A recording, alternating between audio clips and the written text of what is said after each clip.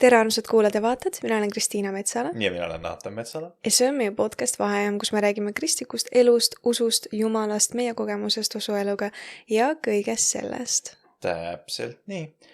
Ja täna me tahame rääkida sellisest väga olulisest teemast, nagu on armulaud. See on üks kristliku elu, ma ütleks üks väga oluline teema tegelikkuses üleüldiselt. Ja võib-olla täna tahakski natuke arutada ja avada seda, miks see nii on ja kust üldse tuleb ja nii edasi kõik, mis see sellega nagu seonduv. Jumal on kuidagi südamesse pannud, nii et hakkame avastama vaikselt sellel teekonnal. Eelmisel korral sina intervjueerisid mind ja ma seekord teeme täpselt vastupidi, et mina intervjueerin sind armuloo teemal. Ja ma arvan, et see on väga, väga äge viis, kuidas seda teha. Aga alustakski võib-olla sellest, et kas sa avaksid meile natuke selle tagamaad? Miks see on oluline? Jaa, see on väga oluline teema, sest et armulaud on midagi, mida Jeesus on ise paika pannud. Et ütleme, et väga palju asju on ta jätnud lahtiseks, mida teha, kuidas teha, aga armulaud on midagi, mida ta on palunud oma jüngritel teha. See nii kaua, kuni tema tagasi tuleb.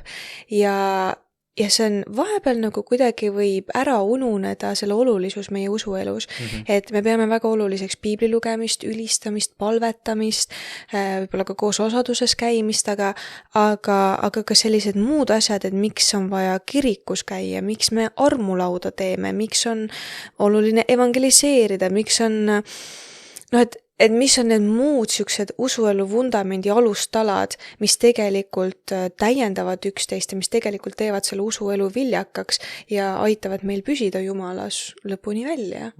Ja armulaud on üks oluline osa sellest, et seda peetakse sakramendiks paljudes konfessioonides, ka denominatsioonides ja see on üks väga-väga oluline asi, mida me kristlastena peame teadma, miks seda teha ja võib-olla ka, et kuidas seda teha või mis hoiakuga.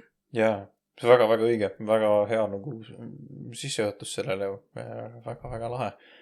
Aga armulaual endal on tegelikult väga mitu erinevat sellist nimetust. Ja kas sa räägiksid meile natuke sellest, nendest nimedest? Muidugi. Ma toon sellised põhilisemad välja.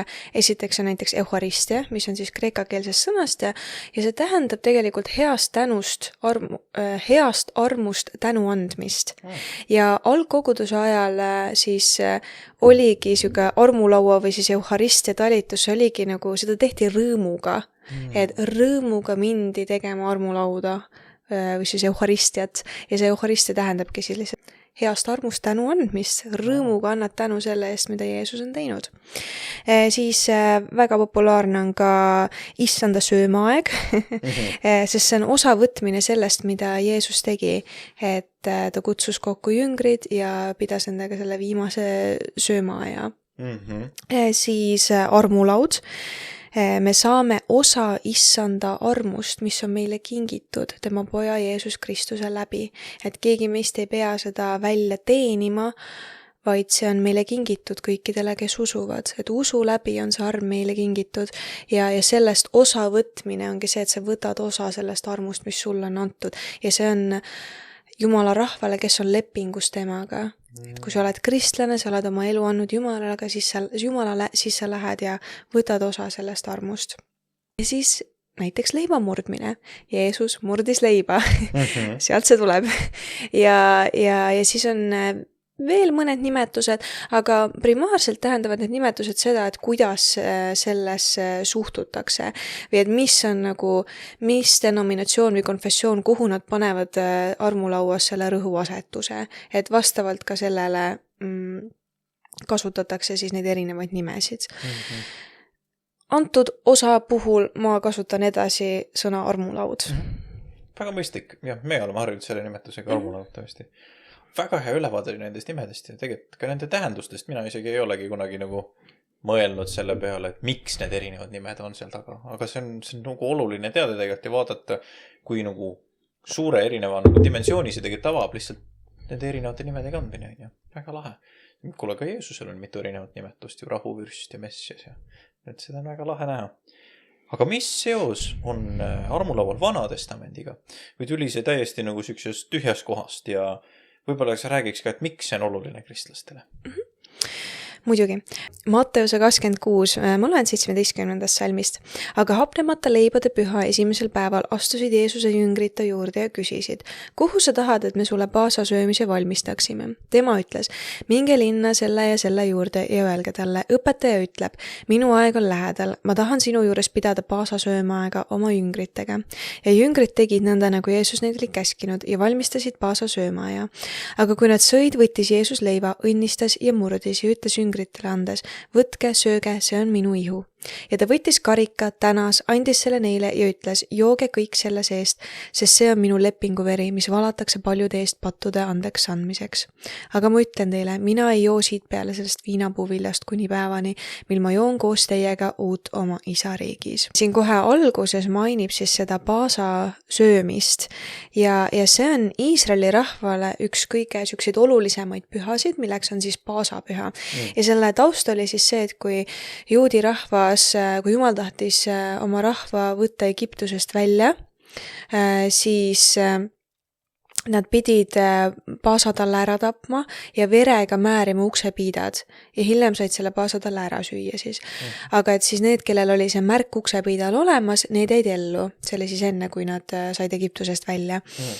Ja hiljem söödi paasatall ära ja juutide jaoks on väga oluline püha, see on märk sellest, et neil on leping Jumalaga, et kõik said paasatalle süüa, kellel oli leping Jumalaga, on ju. Juutide seas me teame, et leping on Jumalaga, kui sa oled ümber lõigatud. Nüüd, miks see paasatall nii oluline on, sellepärast, et Piibel räägib meile, 1. Korintuse 5.7 räägib meile, kuidas Kristus, meie paasatall on tapetud, ehk siis Jeesus Kristus ongi see meie paasatall. Ja kõik, kes temast osa võtavad, nii-öelda teda söövad, need on lepingurahvas. Need on see uus leping Jumalaga, see uus rahvas, et nüüd ei ole enam ainult juudid, vaid saavad ka kõik teised tulla usu läbi, saavad osa sellest armust, sellest armukingist, mida Jumal on teinud. Ta saatis oma poja Jeesus Kristuse kõigi meie eest, et kõik, kes temasse usuvad, saaksid päästetud. Ja nüüd Piibel räägibki meile, kuidas Jeesus ongi see paasatall, kes tapeti ja sellest osa võtmine tähendabki, et me oleme osa sellest lepingust. Nii et see ei ole kuidagi välja mõeldud asi, see ei ole kuidagi tühjast kohast tulnud, tal on sügavad juured olemas, seletamaks ära, et Jeesus oli see, kes tõi selle ohvri meie eest. Nüüd, miks see kristlastele oluline ongi primaarselt sellepärast, sest Kristus on see paasatall, ja teiseks, Jeesus ise sättis selle korra nii, et me võtaks osa armulauast ja seletas, kuidas seda teha. Nagu ma alguses ütlesin ka, siis meil on väga palju asju kristlastena jäetud lahtiseks, et on asjad, mis Vanas Testamendis pidid käima nii ja nii ja nii ja nii ja Uues Testamendis on väga palju vabam. Aga armulaud on üks asi, mida Jeesus on nagu konkreetselt öelnud, vot seda peab tegema ja vot nii peab tegema. Ja sellepärast see on väga oluline meile kristlastele ka. Ja täiesti nõus kusjuures ja väga hea indikatsioon on tõesti, et kui Jeesus peab seda nii oluliseks, et meile täpselt kord ette anda, siis peaks ju seda niimoodi ka ise võtma. Aga kas sa räägiksid meile, mis on armulaua sisu? Mis meil peaks meeles olema sellest osa võttes? Ja, no läheme siis selle sisu juurde. Kõigepealt armulaud on Jeesuse surma mälestamine. 1. Korintuse 11.23 ja sealt edasi. Sest mina olen issandalt saanud, mida ma olen andnud teilegi, et issand Jeesus sel ööl, mil tema ära anti, võttis leiva, tänas ja murdis ja ütles, see on minu ihu, mis teie eest antakse, tehke seda minu mälestuseks. Sel samal kombel võttis ta ka karika pärast õhtusöömaaega ja ütles, see karikas on uus leping minu veres.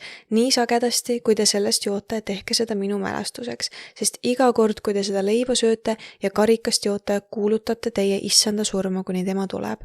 Niisiis, kes iial seda leiba sööb või issanda karikast joob vääritul viisil, on süüdi issanda ihu ja vere vastu. Inimene katsugu ennast läbi ja alles siis söögu sellest leivast ja joogu sellest karikast. Ehk siis armulauast osa võtmisel me meenutame seda, mida Jeesus Kristus tegi ja võtame sellest osa, et seda mälestada, et see on nagu mineviku tagasivaatamine, aga ta ei ole ainult mõtiskluse hetk, et Jeesuse surma mälestamine on üks aspekt armulauast, aga ta ei ole see tervikosa. Ja meie kogudus ei usu, et armulaud on kõigest sümboolne väljendus ja see ei ole lihtsalt mälestussöömaaeg, vaid Kristus on reaalselt oma vaimuga kohal, et nii nagu vaim ja hing on ihus, nii on ka Kristus nendes elementides, et ta ei muutu füüsiliselt, nagu näiteks katoliiklased usuvad, et need armulaua elemendid on füüsiliselt Jeesuse ihu ja veri, vaid et Jeesus on vaimselt nendes asjades kohal. Siis teiseks me saame osa Jeesuse elust. Johannese 6:48 ütleb, et mina olen eluleib. Teie esisad sõid kõrbes mannat ja surid. See on leib, mis taevast alla tuleb, et inimene sellest sööks ega sureks. Mina olen taevast alla tulnud elav leib. Kui keegi sööb seda leiba, siis ta elab igavesti ja leib, mille mina annan, on minu liha. Ma annan selle maailma elu eest. Sellest tõusis juutide keskel suur tüli. Nad küsisid, kuidas saab tema anda meile süüa oma liha. Jeesus ütles neile, tõesti, tõesti, ma ütlen teile, kui te ei söö inimese poja liha ega joo tema verd, ei ole teie sees elu. Kes minu liha sööb ning minu verd joob, sellel on igavene elu ja mina äratan ta üles viimsel päeval. Sest minu liha on tõeline roog ja minu veri on tõeline jook. Kes minu liha sööb ning minu verd joob, see jääb minusse ja mina temasse. Nii nagu elav isa minu on läkitanud ja mina elan isa läbi, nii elab ka see, kes mind sööb minu läbi. See ongi leib, mis on alla tulnud taevast. See ei ole niisugune leib, mida teie esisad sõid ja surid, aga kes seda leiba sööb, elab igavesti. Ja sellepärast on ka armulaud nii meeletult oluline, et see ei ole ainult siuke mineviku tagasivaatamine ja tänu tundmine, vaid et ta on ka päriselt asi, kust lähtub elu ja sellepärast ta peaks olema ka iga kristlase usuelu vundamendiks, et üks vundamendi osadest, ja ta ei ole põhjuseta nagu üks sakramentidest, see on nii meeletult oluline ja Jeesus ise räägib, kuidas sellest lähtub elu. Ja sellepärast me ei saa vaadata sellele otsa ainult kui sümbolile või sümboolsele tähendusele, me peame minema selle sammu edasi. Ja Jeesus ise ütleb, et kui sa sööd tema liha, jood tema verd, siis on elu sinus, toimub nagu siuke elu ja väe ülekanne. Et selles armulauas on elu ja vägi selles hetkes, kui me sellest osa võtame. Ja ma tean, et võib-olla mõndadel karismaatikutel on väga nagu raske mõelda sellele, et kuidas saab nagu lihtsalt armulaua elementide läbi mingi väe ülekanne toimuda või midagi üldse juhtuda, on ju. Aga samas, kui me mõtleme, kui näiteks palvetada kellegi eest ja sa paned talle käed peale, on ju, siis me usume ju ka, et nagu kuidagi Jumala vägi töötab läbi selle. Või kui me kuulame jutlusi. Allan Kroll seletas seda minust nii hästi, et kui kuulad jutlusi, siis on helivõnked, mida me ei näe, aga läbi nende helivõngete töötab Jumala vaim. Jumal kasutab mateeriat selleks, et anda edasi oma väge, oma vaimu. Et need asjad võib-olla meile keerulised mõista või me ei näe neid asju niimoodi, aga see ei tähenda, et seal ei oleks Jumala vaimu. Et see on nagu väga huvitav ja see paneb tõesti läbi mõtlema, et kuidas see on olnud erinevates konfessioonides, see ongi nagu kirikute põhituum, on armulaud või eucharistia, näiteks kui me vaatame katoliku kirikut, kui tugev osa see on, et nagu nii palju keerleb selle ümber. Ja siis sa saad ka aru, et sest et sellest lähtubki elu. Et ja see on nii hea, et siis nagu kuidagi mõtled, või ma ise mõtlesin seda ette valmistades, et nii hea, et seda hoitakse nagu üleval kui nii suur traditsioon, et sa pead sellest osa võtma, see peab olema see kiriku elu kuidagi keskmes, on ju. Vahepeal võib see nagu ära ununeda. Aga siis armulaud ei ole koht, kus patte andeks saada, et see on ka oluline siinkohal mainida, vaid see on neile, kes on lepingus Jumalaga. Ja pasad alla tohtisid ka süüa kõik, kes olid siis ümber lõigatud, ehk siis lepingus Jumalaga. Kristlaste puhul samamoodi. Me ei pea olema füüsiliselt enam ümber lõigatud, aga me peame olema vaimselt ümber lõigatud, mis on siis uuesti sünd meie jaoks. Et sa oleksid lepingus Jumalaga, et sellest osa võtta, et sellest ei tohi osa võtta vääritul viisil. Ehk siis minevik ühest küljest on nagu mineviku peale tagasi vaatamine, teisest küljest on olevikus ehk praeguses hetkes, seal on nagu vaimuväe ülekanne. Ja siis kolmandaks on tuleviku vaatamine, ehk siis Jeesuse tagasi tulemise kuulutamine, et me meenutame, mis ta on teinud, võtame osa temast ja siis vaatame tulevikku selle lootuse peale, et kui Jeesus ükskord tagasi tuleb. Et see on siuke armulaua siis sügavam sisu. Väga head, väga ilus ülevaade sellest ja ma arvan, et see on, ja mõtle, see on iga kord need samad asjad, kui sa sellest osa võtad tegelikult ju, et see ei ole niimoodi, et see on ühe korra meenutad tulevikku, ainult ühe korra võtad, et see on, kes nagu pidevalt võtab osa minu ihust ja verest, on ju. Vaata kui oluline, vaata kui lahe. See on küll väga vahva. Aitäh! Korraks sa juba puudutasid seda, aga ma küsiks võib-olla isegi veel sügavamalt, et millised on need erinevad lähenemised armulauale, kui me räägime sellest eri konfessioonidest ja denominatsioonidest? Ja, rõõmuga. Põhilised erinevused või see, need asjad, mille üle vaieldakse, ongi see, et kuidas siis Jeesus on kohal nendes armulaua elementides. Ma toon välja 4 põhilist erinevat siukest lähenemist ja ülejäänud denominatsioonidel, konfessioonidel on selline segu nendest 4. Aga esiteks on siis transubstatsioon ja see on siis Rooma katoliku kiriku versioon armulauast. Usutakse, et leib ja vein muutub siis päriselt, reaalselt Kristuse ihuks ja vereks. Et kui tehakse palve nende elementide eest, siis sa küll näed leiba ja näed veini, aga see nagu tegelikkuses ongi päriselt Kristuse ihu ja veri. Ja õigeusklikel on ka väga sarnane vaade, aga nemad peavad rohkem siis asju müstilisemaks, müsteeriumiks, müstilisemaks, et nende jaoks üleüldiselt nende teoloogia on palju müstilisem, et me ei saa Jumala asju kuidagi seletada, sest me oleme nii piiratud oma kõnega, oma mõistusega, sõnavaraga, et me lihtsalt ei hooma ära Jumala suurust ja väelisust ja me lihtsalt ei oska seletada neid asju, aga nemad usuvad ka väga sarnaselt. Ja tegelikult ka see, et mida sa usud armulaua kohta, määrab ka ära näiteks, et miks mingites kirikutes ei tohi minna, näiteks katoliikus kirikus ei tohi mitte katoliiklased osaleda armulaual. Miks? Sest et kui sa päriselt ei usu, et see leib ja vein muutub päriselt Kristuse ihuks ja vereks, siis sa ei saa öelda aamen selle kohta, siis sa lähed vääritul viisil armulauale, sest sa tegelikkuses ei usu, et need muutuvad Kristuse ihuks ja vereks. Ja mõlemal ka õigeusklikel ja katoliiklastel on see armulaual osalemine nagu kiriku elu keskne osa, et see kiriku elu nagu see keerlebki selle ümber, et see on nii oluline osa ja ma enne korra mainisin ka seda, et kuidas see on tegelikult hämmastav, mis nagu pühendumisega ja aukartusega sellest osa võetakse või kui tähtsal kohal see on, et Jeesus räägibki, et sellest lähtubki nagu elu leib. Teie elu lähtub sellest, kuidas te võtate osa armulauast ja see on minu arvates nii hämmastav ja et kuidas seda on nagu läbi aegade hoitud nii pühal kohal tegelikult. Ja sellest me saame, ma arvan, ka vabakogudused ja ka teised saame õppida sellest, et kui oluline see tegelikkuses on. Just. Siis teiseks sellele vastanduv vaade on sümboolne vaade, et armulaud on nagu sümbol meenutamaks meile, mida Jeesus tegi.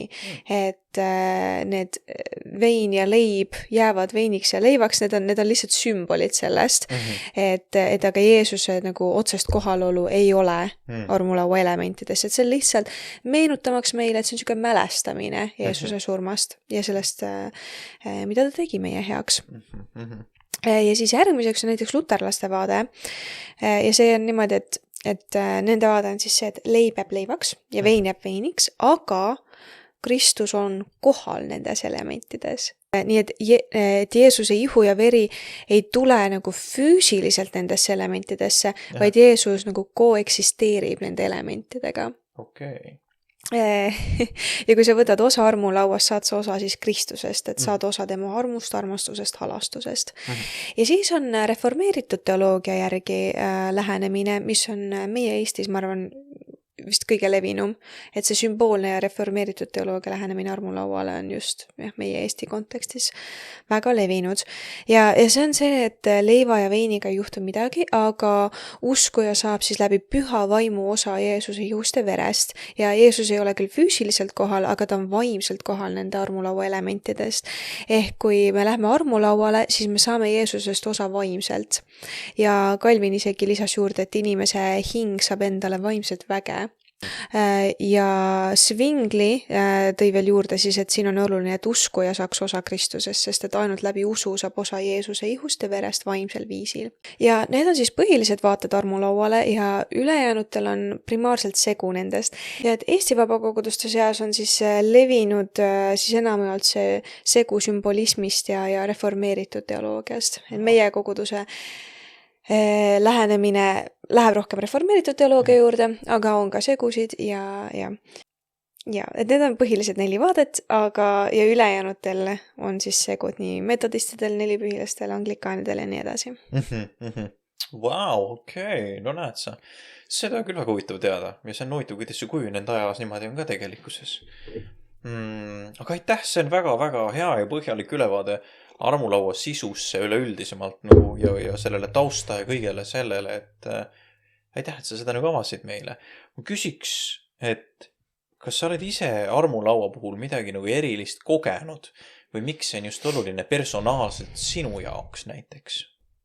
No nagu ma alguses ka korra mainisin juba, siis võib-olla meie nagu vabakoguduste seas või ka karismaatilises liikumises me nagu paneme väga palju rõhku teistele asjadele nagu piibli lugemine, ülistamine, palvetamine ja need asjad on väga-väga olulised, see ongi meie usuelu vundament tegelikkuses, et me loeme Jumala sõnaga, sellest lähtub elu leib, on ju, et me saame täidetud sõnaga, me palvetame, me ülistame, me käime koguduses, oleme osaduses, on ju, ja need on nii olulised asjad, aga siis tihti jääb kuidagi varjule nagu ka väga olulised sambad, no näiteks armulaud, et kuidas nagu see on kuidagi jäänud vahepeal tahaplaanile või sellest niimoodi eraldi võib-olla liiga palju ei räägita või lihtsalt ma ei ole võib-olla niimoodi kohanud.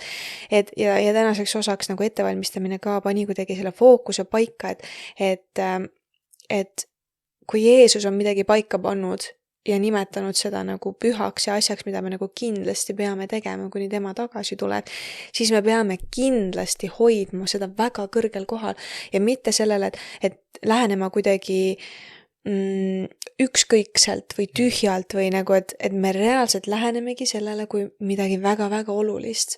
Et see on tõesti üks asi, mida ma arvan, et me saame ka kuidagi enda usuelu praktikasse võtta ja üks väga huvitav asi, mida ma olen ka tähele pannud, on see, et läbi aegade nagu saatan kuidagi üritab teha mingid meeletult olulised asjad hästi tühiseks. Või nagu tekitada seda, et see on hästi igav ja see on kuidagi tühine või see on igav.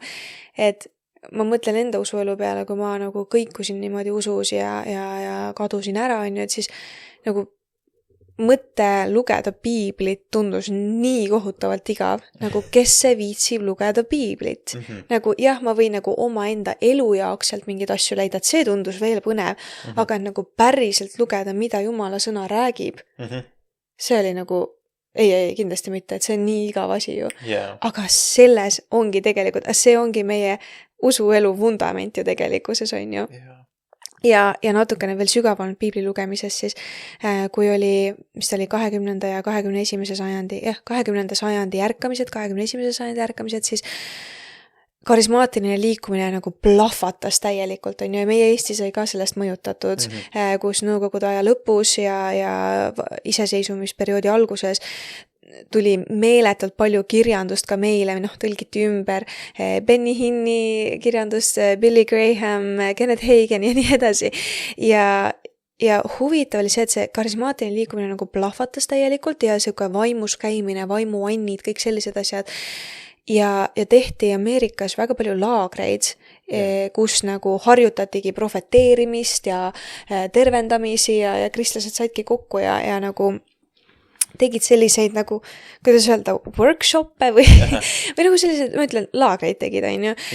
Ja huvitav oli see, et nendes laagrites hakkasid järsku toimuma siuksed teemonlikud rünnakud.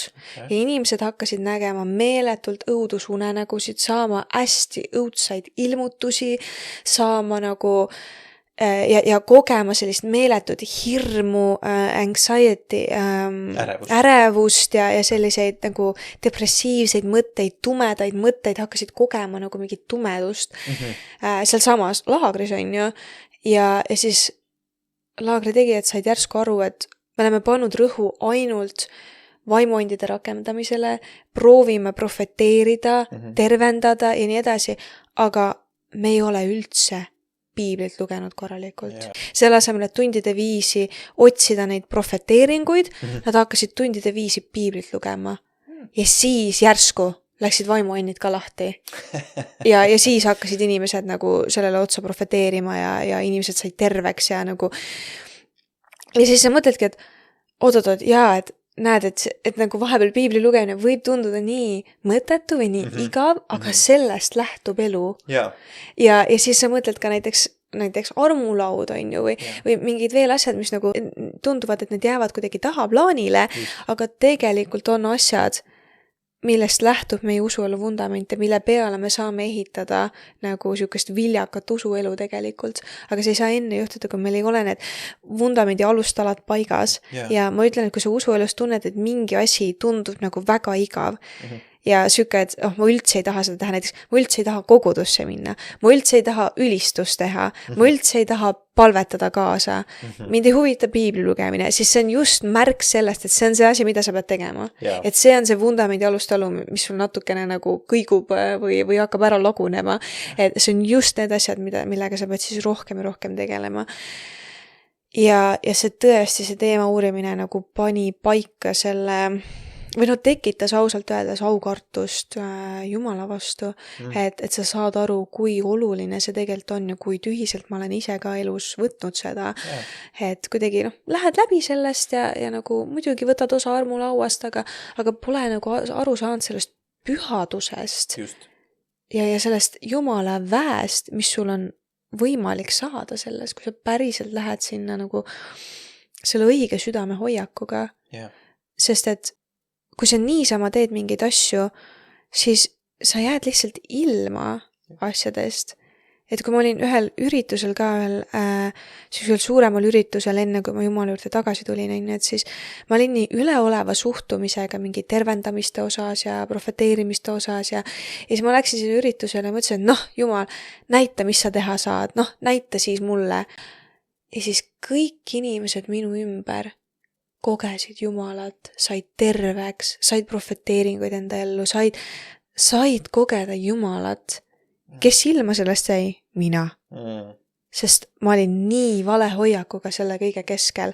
Ja siis sa jääd lihtsalt ilma sellest kõigest. Ja ma mõtlen, et armulauaga tundub olevat ka väga sarnane, et kui sa lähed nii vale hoiakuga, siis sa jääd lihtsalt ilma sellest eluleivast, mida Jeesus tahab pakkuda sulle. Täiega nõus. Ja ma arvan, et see punkt, mille sa oled tegelikult nii kenasti välja toonud, see, et saatan pimestab meile need olulised asjad ära. Kas sul on mingid lõpumõtteid, mida sa tahaksid siia jagada omalt poolt armulauale juurde? Ja tead, ma tegelikult tahaks seda öelda, et siuke hallil alal olemise periood on läbi, et me peame otsustama, kas me tahame päriselt olla Jumala lapsed või ei. Kas me tahame päriselt olla Jumalaga lepingus või ei. Ei ole paremat aega selleks, kui täna, nüüd ja praegu. Sa ei pea ootama homseni, sa ei pea ootama 10 aastat, et teha see otsus. Sa saad seda teha praegu. Sa võid mõelda, et see elu, mis sa praegu elad ja see nagu see patune maailm, kus sa oled või see elu naudingud ja asjad, et see on ju nii palju parem kui see, mida Jumal mulle anda saab. Aga selle keskel sa isegi ei saa aru, et sa oled lihtsalt väga kaunisti kujundatud ja pehmes vanglas. Ja sa ei saa sellest enne aru, kui sa reaalselt sealt välja astud. Siis sa näed, et sa oled terve aeg olnud aheldatud ja sangpomm jala otsas, sest et ega sa enne aru ei saa, et sa oled meeletutes sõltuvustes või ahelates, kui sa üritad nendest lahti saada. Jaa. Siis sa saad aru, missuguses vanglas sa tegelikult oled. Ja ma ütlen, et ainult Jumal saab nendest asjadest täielikult välja tuua sind, ainult Jumal saab sind nagu päriselt terveks teha ja vabastada nendest ahelatest. Ja kui sa teed selle sammu, selle ususammu, et nüüd ma tulen 100% Jumala juurde ja sa jõuad nagu astud mõlema jalaga Jumala juurde, mitte ühe jalaga maailmas, ühe jalaga Jumala juures, vaid mõlema jalaga, siis sa saad aru, et vau, jaa, siin on tõesti parem kui see, mis nagu porihunnikus ma enne kükitasin, aga sa ei saa sellest enne aru, kui sa sellest välja ei astu. Ja ma soovitan, et kellel iganes on nagu vaja julgustust selles valdkonnas, siis tõesti tehke see valik, valida Jumal. Ja kui sa oled selle valiku teinud, siis tule armulauale. Tule võtta armulauast osa ja ehitame vaikselt need nagu usuelu vundamendi sambad ülesse. Et meie usuelu saaks olla viljakas ja me püsiks Jumalas. Ja Jumalas püsimine ei oleks meie jaoks enam kuidagi liiva söömine või kulmude peal roomamine, vaid et see käiks elus ja rõõmus. Jah. Aamen. Ma olen nagu 100% nõus ja innustan täpselt samamoodi. Tee see valik täna. Võta osa Jumala lauast, mida kiiremini sa sinna tuled, seda rohkem aega sa seda saad nautida. Seda rohkem elu sa saad selle keskel õppida tundma ja nautida täpselt samamoodi. Nii et julgustan täpselt samamoodi kõiki sellest osa võtma. Aga aitäh sulle, kallis, selle super sisuka teema eest. Aitäh Jumalale, kes on andnud meile oma poja ja igavese elu. Ja kallid vaatajad, kuulajad, me julgustame teid osa võtma issanda lauast tugevasti, alati. Katsuge ennast läbi ja tulge armulauale.